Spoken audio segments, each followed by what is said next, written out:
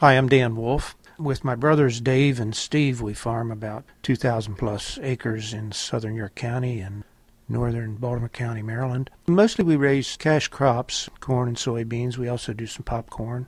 Well, like every farmer, mostly we face weather and marketing challenges. Weather challenges have seemed to take the forefront lately because of the difficulties we've had with excessive rains when we want to be out working in the fields and lack of rain when we'd like to see things grow. It creates quite a challenge and sometimes frustration, but it's a good place for our crop insurance to help us out, sometimes take over, but mostly to give us some comfort in knowing that we're going to have a decent year. It might not be a banner year, but we survive and we're here to go again. We've been buying the 80% coverage on field corn and 75% coverage on popcorn and soybeans now for several years. I find that seems to work the best for us. When we take crop insurance, we have the ability to do some forward contracting of our crops, knowing that when it's time to sell them, if we don't have the actual crop, we will have coverage that will allow us to provide that crop to the purchaser of our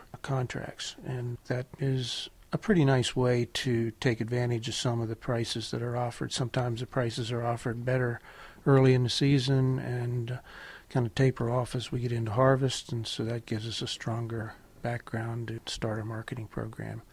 We can do that without having to be too concerned about whether we're going to have maximum production or not, because the crop insurance is going to help us to cover our needs. We work as a corporate entity, and we have done that for 40 years now, so it's natural for us to be in that mode. But the corporation is treated more or less as an individual, so we use that as our insurance entity, and we take a salary from that as individuals. Here we try to make assessment of each modernization or upgrade that we do and make sure that that individual expenditure is going to carry its own weight, it's going to pay for itself, going to be the right thing for us in the long run.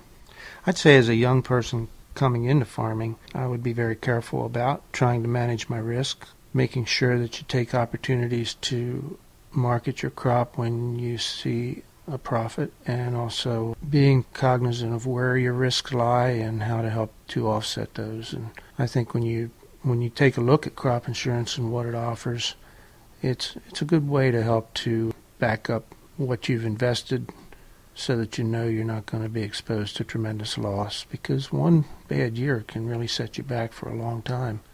It takes quite a while to recover. It seems like today we're experiencing some crop prices that are above what we're used to, I would say. We sometimes get to feeling pretty comfortable with those prices, but they can also go considerably lower when production gets back on track and people start to produce record yields. And that does happen. I mean, we're going to have that again. And even though there's a lot of demand for our corn, our soybeans, and our wheat, there's going to be times when the production exceeds demand and we'll probably see lower prices. So there again, crop insurance can help to stabilize your income by allowing you to receive a price that is perhaps better than what it might be in harvest when you're ready to sell your crop. I think ag has a bright future. I've been doing it for a long time. I've seen times back in the 80s particularly when it was not nearly this promising. And so when I look at it today, I think that we certainly have the potential to have a number of years here where we can continue to see decent profits and a nice return on our investment. We've been doing this pretty much all of our lives, and we feel like we've had a pretty good life doing what we do.